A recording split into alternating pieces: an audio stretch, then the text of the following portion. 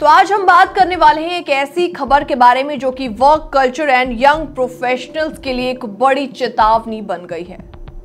Milwaukee स्थित एक investment bank Robert के जूनियर एम्प्लॉयज ने गंभीर आरोप लगाए हैं और इन एम्प्लॉयज का कहना है कि उन्हें 110 घंटे हफ्ते में काम करने के लिए मजबूर किया गया और इस दौरान 2 एम्प्लॉयज को हॉस्पिटल में एडमिट भी होना पड़ा।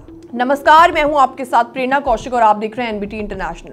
अब जरा सोचिए, 110 घंटे काम का मतलब काम काम और सिर्फ काम। इन एम्प्लॉयज का कहना है कि उन्हें 20 घंटे तक काम करने के बाद भी छोटे से ब्रेक्स लेने पर भी डांट पड़ी।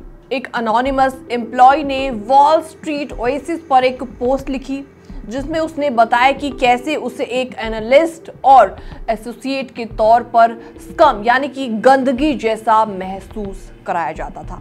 इस पोस्ट के वायरल होते ही सैकड़ों एम्प्लॉयज ने अपने एक्सपीरियंसेस शेयर करने शुरू कर दिए और इसी के चलते इस पूरे मामले ने भी तूल पकड़ लिया। तो इस टीम से 2 फॉर्मर एम्प्लॉयज को इस मेंटल एंड फिजिकल दबाव का खामियाजा भुगतना पड़ा।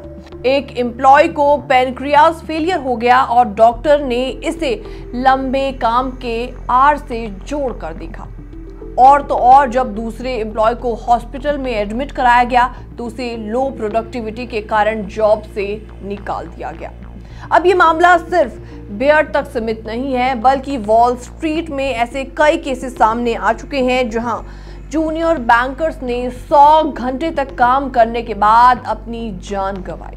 हाल ही में जेफरीज के कार्टर और बैंक ऑफ अमेरिका के लियो की मौत भी इसी दबाव के कारण हुई थी। हालांकि इस शख्स की मौत के बाद कई बैंक्स में काम के घंटे और टाइम ऑफ को लेकर कुछ नए रूल्स लागू किए गए।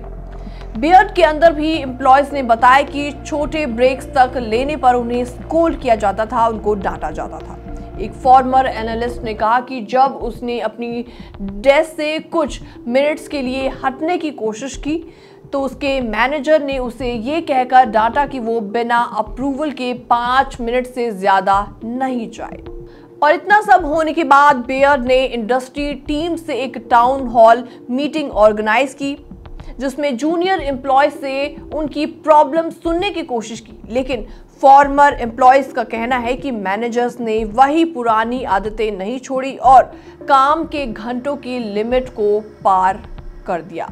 कुछ एम्प्लॉयज का मानना है कि ये वर्क कल्चर इंडस्ट्री का हिस्सा है, लेकिन कई लोग इसके खिलाफ वॉइस उठाने से डरते हैं। और इस दौरान एक नाम सामने आया है आरोन हेने का, जो कि एक मिड लेवल बैंकर है जिन्हें लगातार डिफिकल्ट टास्क सौंपने के लिए जाना जाता था, लेकिन जैसे ही पोस्ट वायरल हुई आरोन को जॉब से निकाल दिया गया।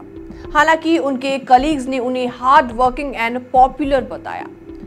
तो ये खबर एक बार फिर से हमें ये सोचने पर मजबूर करती है कि work pressure and mental stress का असर एम्प्लॉयज की हेल्थ पर कितना गहरा हो सकता है। बियर्ड और अन्य कंपनीज के लिए एक बड़ा सवाल है कि क्या हमें काम के माहौल में बदलाव की जरूरत है या फिर नहीं। फिलहाल इस पूरी रिपोर्ट को देखने के बाद आपका क्या रिएक्शन है, आपके क्या विचार हैं? आप भी हमें कमेंट सेक्शन के माध्यम से अपनी राय दे सकते हैं, अपना कोई भी एक्सपीरियंस शेयर कर सकते हैं।